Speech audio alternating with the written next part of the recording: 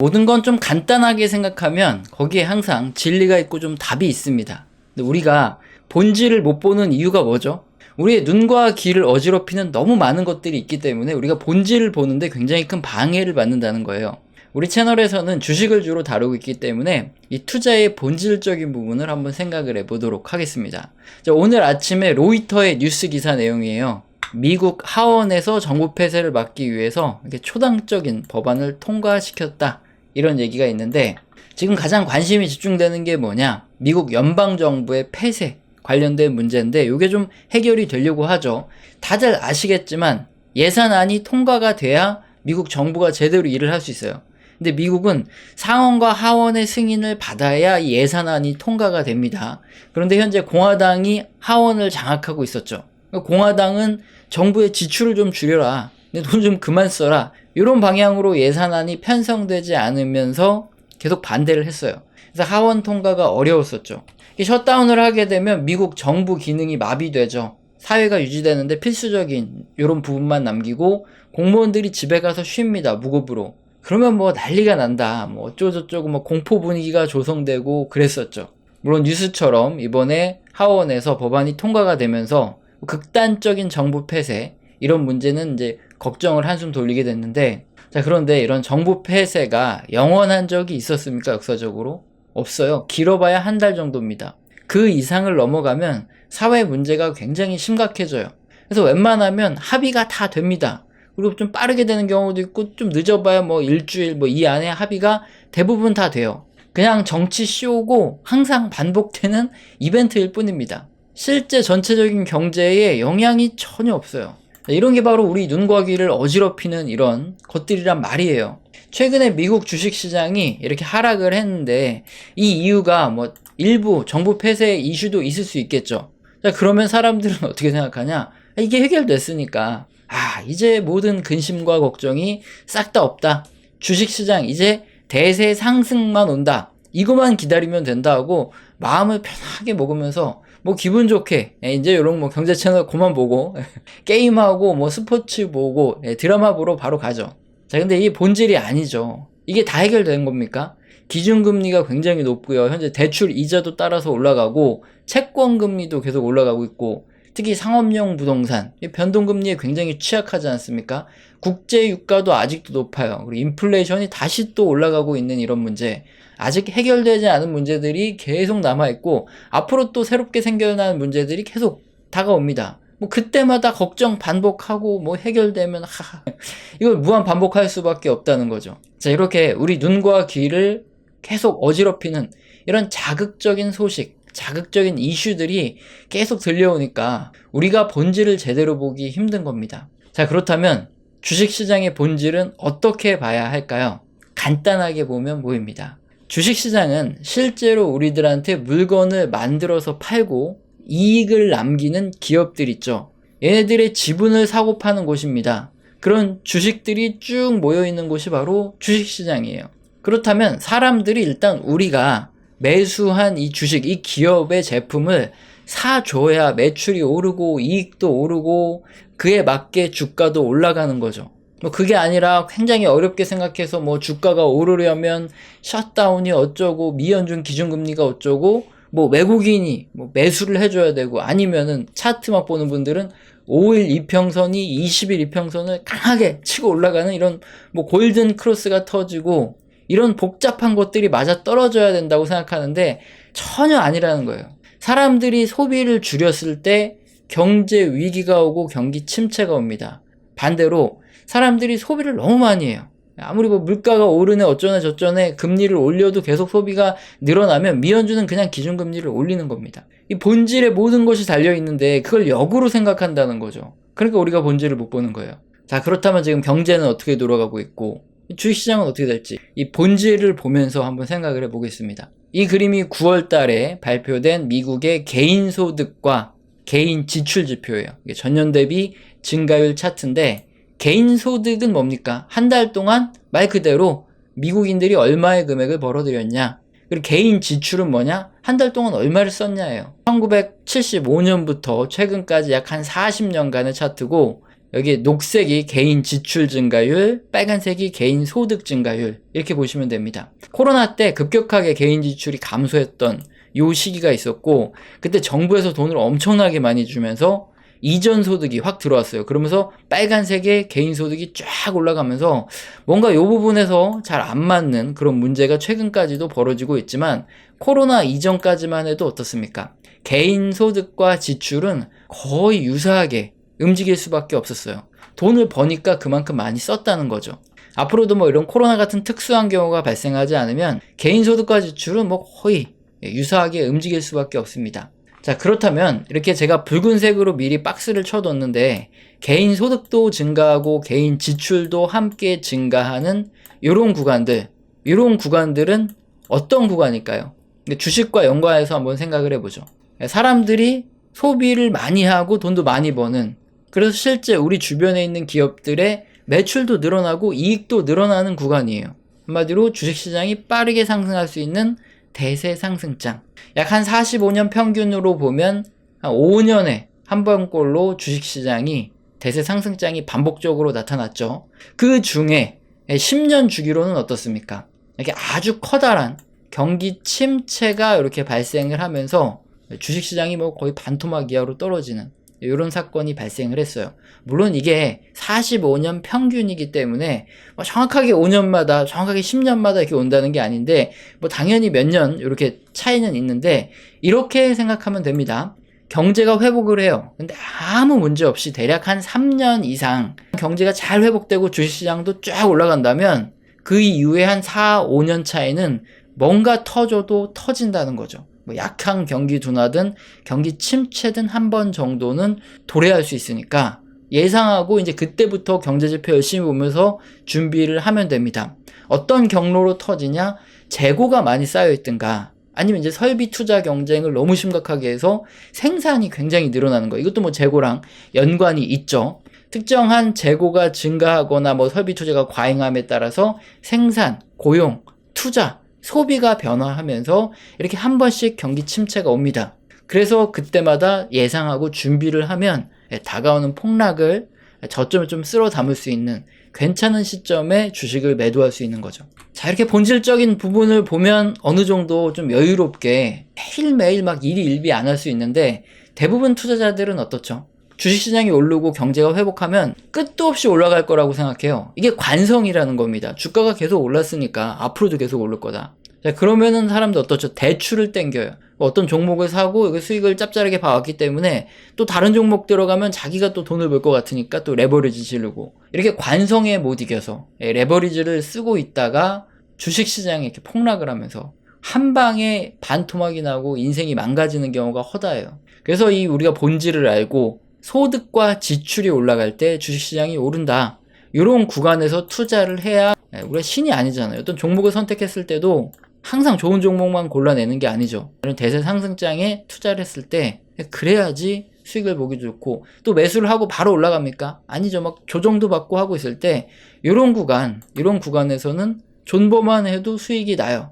이렇게 45년 동안의 지표를 보니까 박스친 구간이 얼마 안 돼 보이는데, 이게 2년에서 장기로는 5년까지도 이렇게 길게 상승장이 나왔습니다. 굉장히 긴 기간이에요. 그래서 뭐 이런 초기 상승하는 구간에 반드시 안 잡아도 됩니다.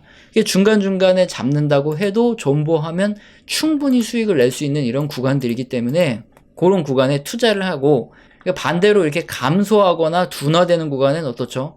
잘못 투자하면 말아먹는 구간이죠. 고수들은 그런 구간에도 계속 수익을 봐요. 하지만 우리처럼 직장이 있거나 생업이 있어서, 그리고 뭐 육아도 하고 가정생활도 하고 뭐 하다 보면 이게 투자에 집중을 할 수 없는 사람들이 대부분이란 말이죠. 이런 개인들은 그런 구간에 잘못 투자하면은 이제 어느 순간 계좌에 있던 돈이 무슨 아이스크림처럼 싹 다 녹아내리는 이런 경험을 하게 되는 거예요. 자, 그렇다면 지금은 어느 구간입니까? 이런 코로나 때문에 굉장히 좀 많이 지저분해졌어요.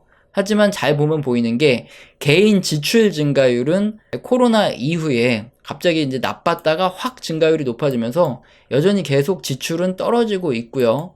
개인 소득은 정부의 이전 소득이 코로나 이후에, 그러니까 무상 지급이죠. 이게 확 늘었다가 뚝 떨어졌었어요. 그래서 2022년에 뚝 떨어졌었다가 다시 또 최근에 올라오다가 또 다시 횡보하거나 떨어지려고 하는 요 변곡점에 있습니다. 그러니까 개인 지출 증가율도 떨어지고 소득 증가율도 이렇게 별로 좋지 않은 애매한 그런 구간이란 말이에요. 근데 이렇게 본질을 볼 줄 아는 사람들이 있다. 이런 분들이 뭐 증권사라든가 뭐 애널리스트라든가 아니면 뭐 운용사 대표 이런 걸 하고 있다. 그러면은 다른 사람들이 물어보죠. 아, 지금 주식을 사야 되냐? 이렇게 물어볼 때 사람에 따라서 틀리게 대답해요. 예를 들어서 뭐 자기 부모나 친인척이 물어볼 때 그때랑 뭐 우리 같은 그냥 남남 다시는 안 봐도 될 사람들 또는 뭐 고객으로 만난 사람들이 물어보면 완전히 틀립니다. 뭐 지 부모나 친척 뭐 계속 명절을 봐야 되고 이런 사람들은 저렇게 애매모호할 때 뭐라 그러냐? 야, 진짜 일단은 조금 보류해라. 소득과 지출이 이렇게 확실하게 늘어나는 구간, 대세 상승장 생각보다 길게 온다. 그럴 때 사도 충분해. 그럴 때 존버해도 충분히 돈 버니까 괜히 원망하지 말고 이렇게 애매할 때는 그냥 하지 말고 가만히 있어라. 가족이나 뭐 친인척들한테 그렇게 얘기하는데 이제 고객들은 어떻습니까? 그냥 투자하세요. 어차피 뭐 남이에요. 말아먹든 말든 뭐 떨어지든 뭐 하든 괜히 신경도 안 씁니다. 오히려 괜히 이렇게 애매모호해서 이런 소리 해주잖아요. 근데 뭐 주가 올라가고 그러면은 괜히 뭐 너 때문에 못 샀네 어떤 그런 뭐 이상한 헛소리나 들어야 되고 욕만 먹습니다. 어차피 뭐 고점에 처물려도 수십 년 장기 보유하면 오르니까 그냥 투자해라. 이런 말 하는 사람들이 훨씬 더 많다는 거예요. 증권사 격언이 뭡니까? 그러니까 정확하게 네가 미래를 맞출 수 없으면 다음날 설령 경기 침체가 오더라도 고객들한테 뭘 외치죠? 강력 매수를 외추라 이거예요. 왜냐? 어차피 뭐 경기 침체가 오든 말든 일단 걔네들이 사면 확실한 수수료 수입이 들어오니까. 자산운용사건 어디건 마찬가지예요. 그래서 걔네들은 어차피 계속 사라 하는 게 맞습니다. 자, 그래서 본질을 보면 지금이 어떤 구간이고 어떻게 대응해야 되는지 답이 나오니까 그거에 맞게 우리가 대응을 하면 될 것 같습니다. 투자를 판단하시는데 도움이 되셨으면 좋겠고요. 자, 우리 채널에서는 영상 시청하시고 도움 되셔서 후원 주시는 감사하신 분들이 계시죠. 제가 뭐 말로만 감사합니다라고 때우지 않습니다. 한 달 교육을 진행하는데 이제 매주 진행하고 있어요. 이게 뭐 소통이죠. 뭐 교육이라기보다는. 여기서는 거시경제의 사이클뿐만 아니라 각 산업의 사이클, 그 산업의 업황과 함께 움직이는 종목, 기업들에 대한 얘기도 나옵니다. 공개된 영상에서 하지 못하는 깊은 얘기를 할 수 있으니까 영상 하단에 설명란 꼭 읽어보시고 아, 내가 해당된다 하시면 메일 주시길 바랍니다. 그리고 영상 맨 마지막에 우리 채널에서 어떤 얘기를 하고 있고 그동안 어떤 얘기를 했었는가 이런 것들 가감없이 솔직하게 설명해 드리고 있으니까 도움 받아보시길 바랍니다. 채널의 흑역사를 먼저 짚고 가죠. 그리고 지금 어떤 의견을 내고 있는지, 과거에는 어떻게 의견을 냈었는지 이런 거 항상 증거 영상도 계속 올려드리는데 귀찮아요. 그래서 그냥 바로 설명을 드릴게요. 우리 엔비디아의 차트가 바로 우리 흑역사를 그대로 증명합니다. 제가 2019년에 유튜브를 시작했는데 2019년 말에 60% 채권을 가지고 있어라 이렇게 얘기했다가 엄청나게 욕을 먹었어요. 비아냥을 거의 한 2020년 3월 코로나 터지기 직전까지 들었습니다. 그랬는데 다행히 현금 갖고 있다가 저점 매수 이제 해야 된다. 우리 현금 갖고 있으니까 이 얘기했다가 블렌집에 부채질 하냐 이러면서 어마어마하게 쌍욕을 먹었어요. 아니 그러면 이게 맞춘 거잖아요.